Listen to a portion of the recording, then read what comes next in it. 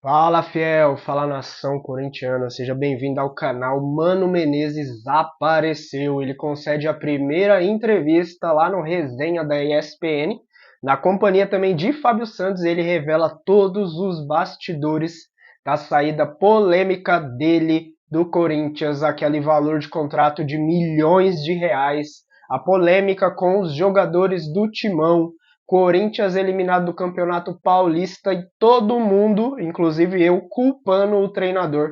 Ele revela toda essa transformação que o Corinthians, reformulação que o Corinthians estava passando na época e também toda a relação dele com a diretoria, a nova diretoria de Augusto Melo no Corinthians. Respondeu todas as perguntas, abriu o jogo, jogou tudo no ventilador, fiel. E é isso que a gente vai acompanhar no vídeo de hoje, então fica até o final, que tá bem interessante, hein? Acabou de sair. Se inscreva aí no canal se você não é inscrito, deixa o seu like também para fortalecer o nosso trabalho, nos ajude aí, você que é um corintiano de verdade, ajuda a gente aí chegando com a inscrição e com o like, e vamos pro vídeo. A gente estava desesperado pedindo por ajuda, né? E o sentimento foi de gratidão, assim, agradecer por aquele momento. As pessoas falam de coisas que não tem que ser faladas, mas naquele momento acho que foi muita coragem da parte dele ter assumido, sabendo de todas as dificuldades, sabendo da mudança de diretoria no final do ano e o Corinthians brigando por um rebaixamento, né? Então, quando ele chegou, a gente só falou obrigado. Obrigado porque realmente era um momento desesperador para todos nós dentro do clube.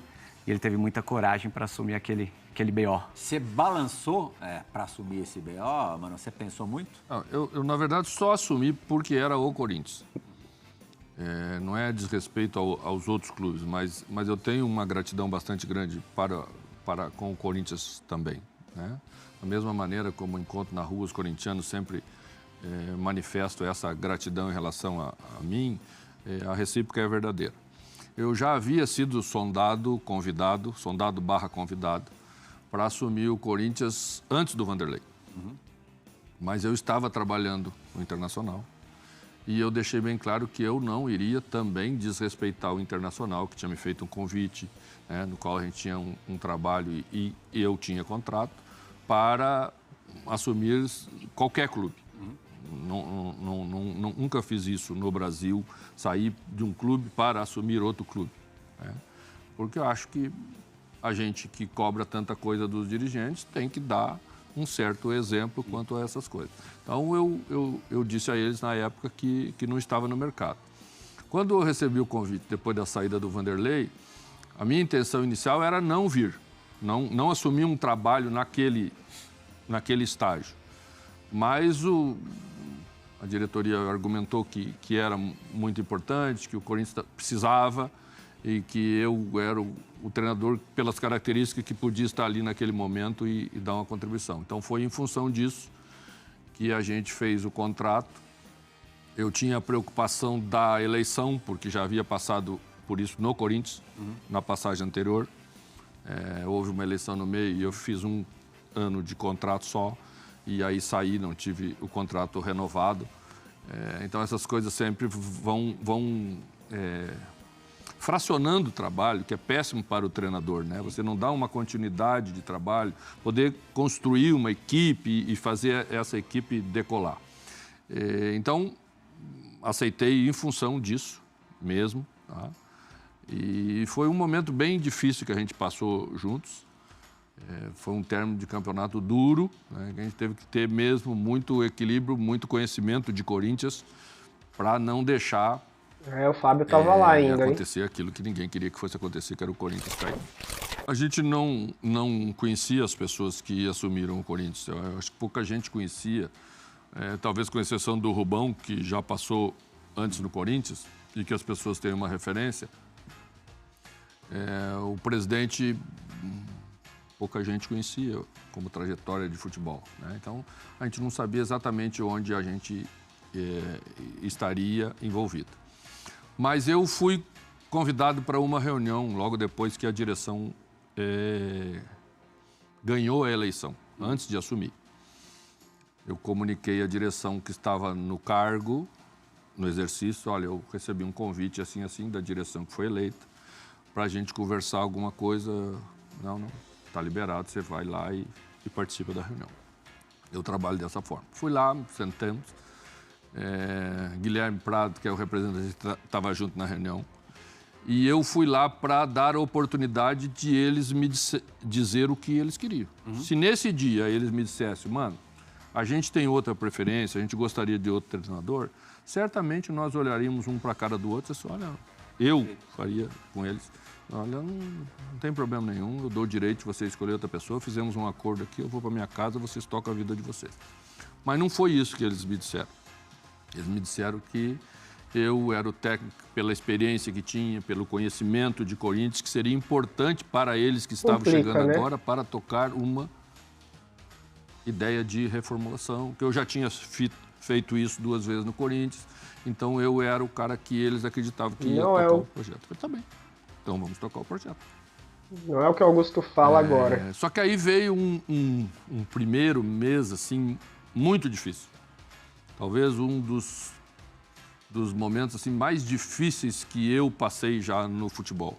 Porque a troca interna foi muito significativa, eu falo isso administrativamente falando, nós ficamos 30 dias com bastante dificuldade de dia a dia de trabalho. A reformulação no grupo também foi significativa, né? Nós tivemos a saída de jogadores e que aqui não quero me eximir delas e transferir para a direção, nada, a minha intenção não é essa, é apenas relatar os fatos, né? Você perde jogadores com lastro, histórias, com referência, você perde muito no primeiro momento. O primeiro mês foi muito difícil, a gente, para que as coisas ainda piorassem, não conseguiu vencer, porque se você vence, mesmo com dificuldade, você vai passando por esse processo com mais tranquilidade, eu diria, para resolver os problemas. Nós estreamos o Torres sem ter feito um treinamento com o Torres no time principal. 5 derrotas seguidas. A defesa principal estava sendo jogada com o Veríssimo. O Torres tinha acabado de chegar, até foi o último jogador das negociações a se confirmar, porque o Santos Laguna endureceu. Teve a lesão do Palácios, o lateral esquerdo, né, que acho que jogou um pouquinho 30, depois, 40 minutos. Um pouquinho depois. Mas falando assim, né? A gente não tinha nenhum jogador da base que foi campeão sub-20, porque o torneio estava sendo disputado. Estava em andamento. Terminou no dia 25, no dia da cidade de São Paulo. A gente não tinha 3 jogadores da seleção que estavam com pré-olímpico. Estava fácil. Então a gente trouxe... A gente não tinha um banco completo para o primeiro jogo. Se olhar lá, tem 3 goleiros no banco. Para a gente completar o número mínimo de 23, para não passar tanta vergonha lá que não tinha 23 para colocar. Então, assim, tínhamos 3 jogadores do Sub-17, que realmente ninguém conhecia. Nem nós. Eles vieram porque nós não tínhamos jogadores para treinar. Então, o primeiro ano trouxe essa dificuldade. E eu entendo como o Fábio, né? O presidente que assume, ele tem a melhor intenção possível. Eu não acredito que um presidente contrate o treinador para tirá-lo. Não tem sentido nenhum. Eu não acredito que o presidente faça a reunião que fez comigo, por exemplo, e diga que eu sou o treinador que ele acredita que vai tocar o trabalho, pensando em tirá-lo no meio do primeiro mês. É ruim para ele, é ruim para todo mundo, né? Mas as coisas no futebol têm que andar. Por que a gente cuida tudo?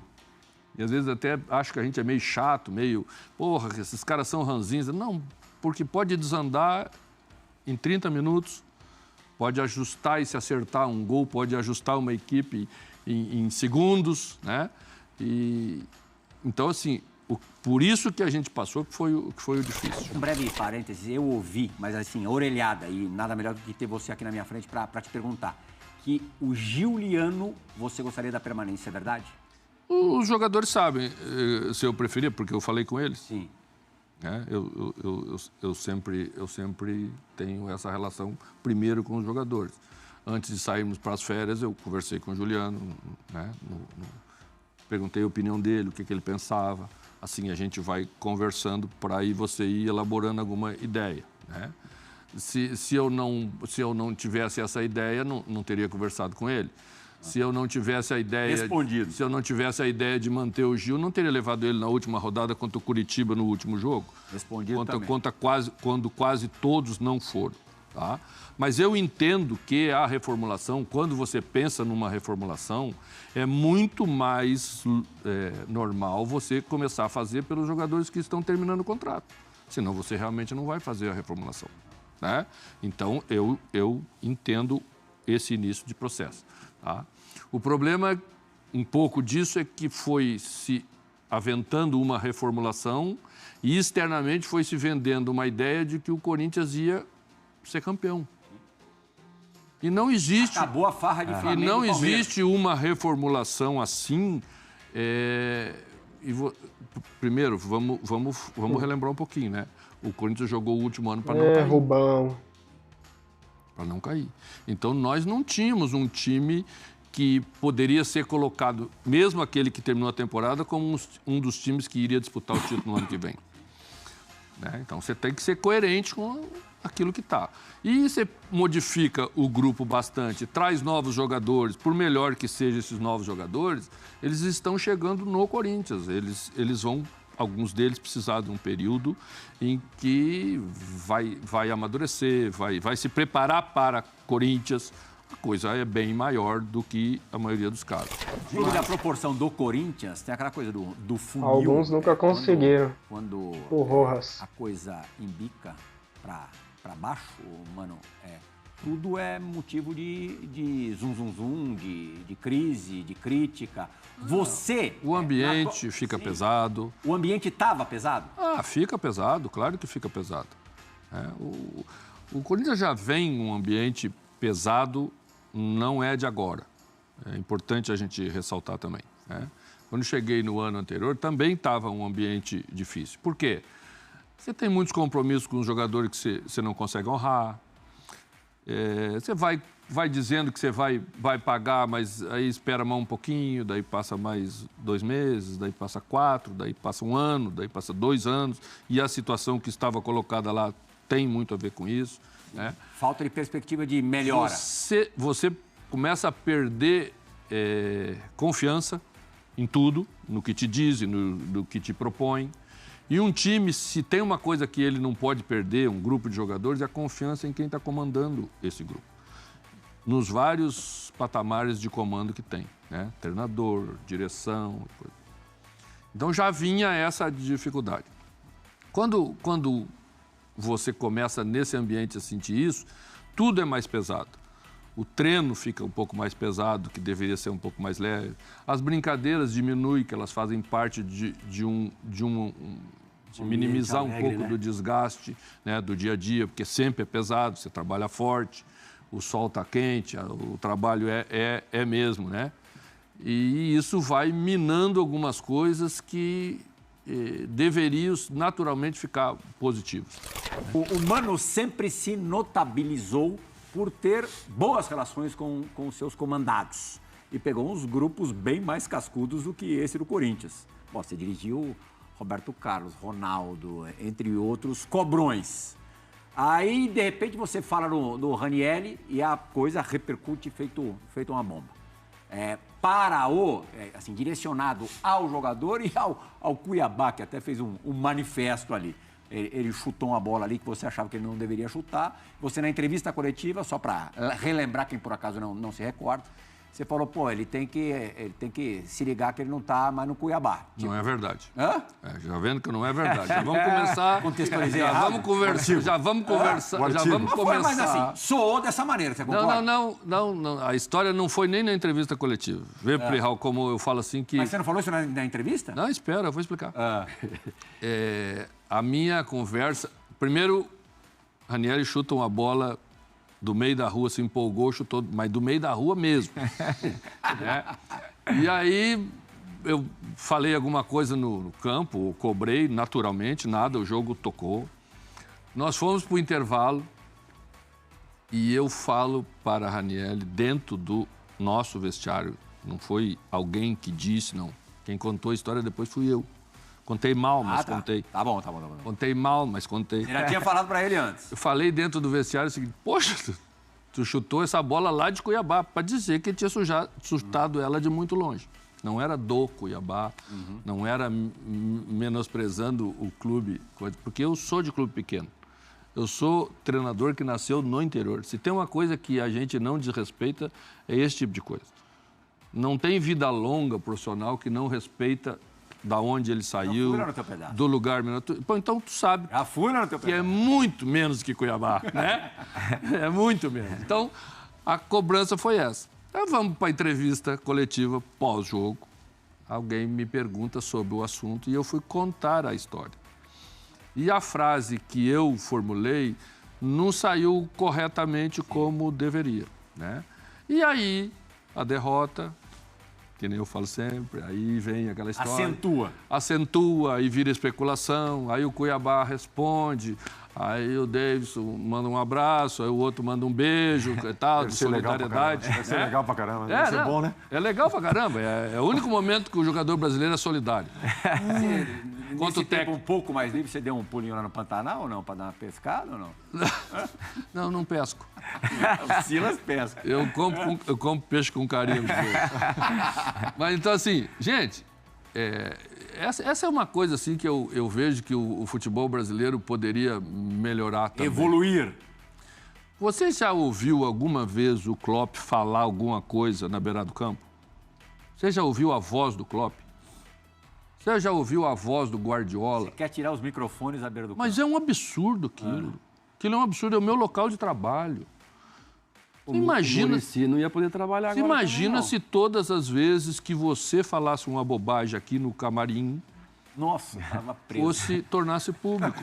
Cursinho. Então, assim, por que nós vamos ficar mostrando uma coisa que às vezes é feia? As palavras que são ali, às vezes, não são as palavras mais adequadas. Você tá falando Perde do a Yuri. naturalidade daqui a pouco, né? Perde a naturalidade, que não pode perder, sabe? Não tem problema. Gente, o Brasil é um caso. Assim. O Brasil é um caso sério para isso.